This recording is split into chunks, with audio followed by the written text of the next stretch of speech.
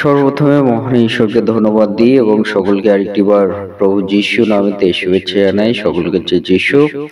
আসুন আজকে আমাদের যে আলোচ্য বিষয় তা হলো আমরা যেন প্রভুতে পিতামাতার আজ্ঞাবহ আমরা হই, সে বিষয় নিয়ে আজকে আমরা আলোচনা করব। তাই এই মুহূর্তে যতজন ঈশ্বরের সন্তানেরা আপনারা যুক্ত হয়েছেন, শুরু থেকে শেষ অবধি ঈশ্বরের বাক্য শোনার জন্য অনুরোধ থাকলো। আসুন আমরা এই সময় ঈশ্বরের বাক্য শুনি। ইফিসীয় তার 6 অধ্যায় 11 পদ।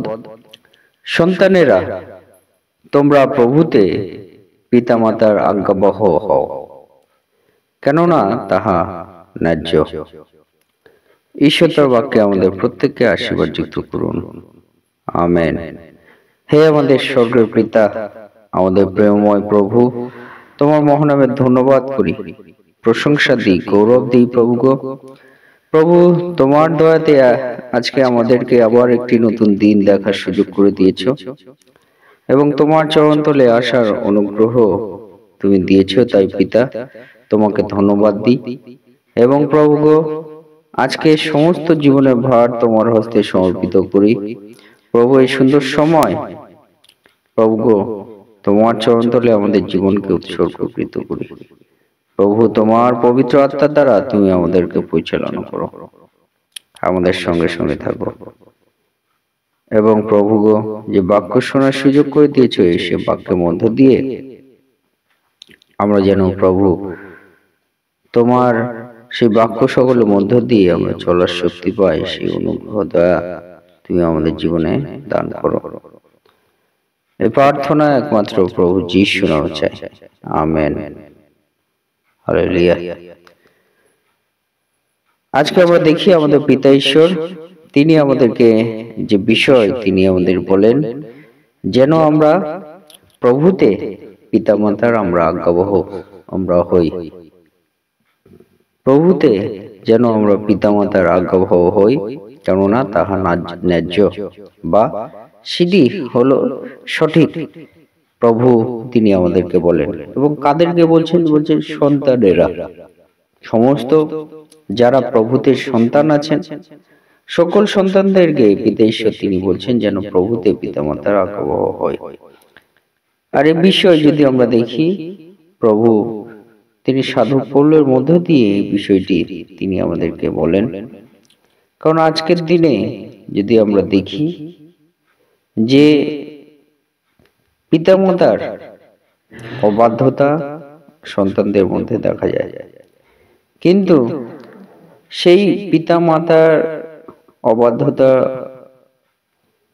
সন্তানদের মধ্য দিয়ে দেখা যায়, আর সেই অবাধ্যতা বাধ্যতাই আমরা প্রভুতে আমরা পিতামাতার বাধ্যতা আমরা যেন থাকি, সে বিষয় পিতা ঈশ্বর তিনি আমাদেরকে বলতে চান। অর্থাৎ যারা প্রভুতে আছে তারা পিতামাতার আজ্ঞাবহ মধ্য দিয়ে চলার শক্তি পাবে। যারা প্রভু যিশুতে আছে তারা পিতামাতার আজ্ঞাবহতার শক্তি পাবে। সেই বিষয় পিতা ঈশ্বর তিনি আমাদেরকে বলতে চান সাধু পৌলের মধ্য দিয়ে, যে আপনার সন্তানকে প্রভুতে নিয়ে আসুন, আপনার সন্তানকে প্রভু যিশুতে নিয়ে আসুন এবং সেই মধ্য দিয়ে তারা পিতামাতার আজ্ঞাবহতার বিষয় তারা জানতে পারবে এবং তাহার যে ন্যায্য সে বিষয় সকল তারা বুঝতে পারবে। আর সেই মধ্য দিয়ে পিতামাতার আজ্ঞাবহতা সেই সব সন্তানদের মধ্য দিয়ে তৈরি হবে। কারণ প্রভু চান যেন আমরা প্রভুতে পিতামাতার আজ্ঞাবহতা হয়, অর্থাৎ প্রভুতে বিশ্বাসের মধ্য দিয়ে আমরা যেন পিতামাতার আজ্ঞাবহতার মধ্যে দিয়ে চলি। কারণ এই জগতে এই অবাধ্যতার বিষয় সন্তানদের মধ্য দিয়ে বেশি দেখা যায়, কিন্তু যদি প্রভুতে সেই সব সন্তানদেরকে আনা যায়, তাহলে সেই সব সন্তানরা প্রভুর নামেতে পিতামাতার আজ্ঞাবহতার শক্তি তারা পাবে। আর সেই বিষয় ন্যায্য পিতা ঈশ্বর তিনি আমাদেরকে সে বিষয়ে বলতে চান। এবং যদি আমরা দেখি আরেকটি ঈশ্বর বাক্য, লেবীয় তার 19 অধ্যায় 3 পদ, তোমরা প্রত্যেকে আপন আপন মাতাকে ও আপন আপন পিতাকে ভয় করিও এবং আমার বিশ্রাম দিন সকল পালন করিও, আমি সদাপ্রভু তোমাদের ঈশ্বর। Amen, hallelujah. অর্থাৎ পিতা ঈশ্বর সেই সঙ্গে সঙ্গে বলেন সকল সন্তানদেরকে যেন আমরা আমাদের নিজের নিজের মাকে আমরা ভয় করি, আমাদের নিজের নিজের পিতাকে যেন আমরা ভয় করি এবং বিশ্রাম দিন সকল যেন পালন করি। অর্থাৎ পিতা ঈশ্বর তিনি আমাদেরকে বলতে চান আমরা নিজের নিজের মাতাকে যেন আমরা সম্মান করি এবং নিজের নিজের পিতাকে যেন আমরা সম্মান করি, শ্রদ্ধা করি, এবং বিশেষ করে সেসব সন্তানরা এবং সেই পিতামাতা সকলে আমরা মনে রাখি যেন আমরা বিশ্রাম দিন সকল যেন আমরা পালন করি। অর্থাৎ আমরা 6 দিন আমরা পরিশ্রম করলেও আমরা যেন একটা দিন সেই সব সন্তানদেরকে, সেই সব পরিবারের লোকদেরকে আমরা পিতা ঈশ্বরের চরণতলে আমরা নিয়ে আসি।